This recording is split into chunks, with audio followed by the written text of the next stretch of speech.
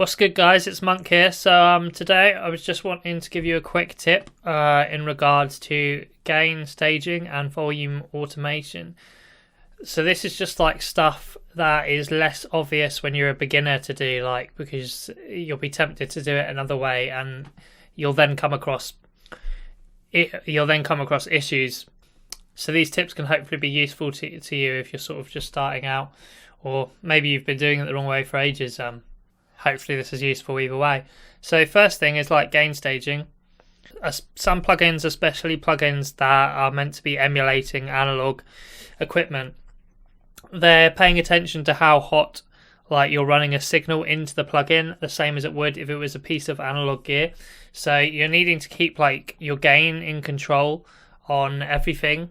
So the best idea is to always have a gain plugin straight away at the beginning of any effect chain on all of your channels that you can turn down and make sure you're always running into the next plugin not too hot, if that makes sense. On most plugins, like once you're actually in them, say you were adding compression, you obviously have input gain here, output gain here. So keep an eye on all these things and make sure you're always like, you're never like redlining any of your plugins. You might not be redlining out here, but you could be running into plugins too hot, and that's going to sacrifice some of your audio quality.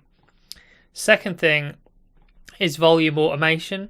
So when you want to automate the volume of a track, a lot of the time what you'll see beginners do, and what I was honestly doing for like at least a year into producing before someone showed me otherwise, is you'll just like go on here and just like, okay, I want it to fade out, so like that's just a random shaker loop, but I'm gonna shorten it.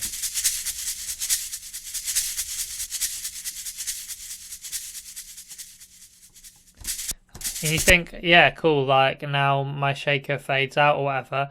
But what happens when you want at the end and you're mixing down and you want to use these volume faders? Well, if I press play,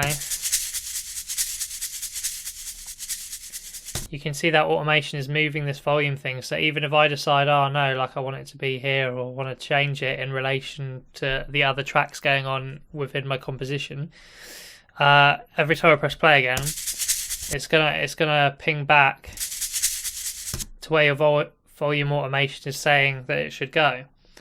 So if I get rid of the automation, what is always good to do, which is another reason to have a gain plugin on all your tracks, is if you have this gain here, I can actually automate this gain knob here, and I can do that by going, once you've selected the icon at the top, so you're into the automation mode, you can go read and it says volume. If you click on volume, we can go down here and this will have all your active plugins that are active on this channel.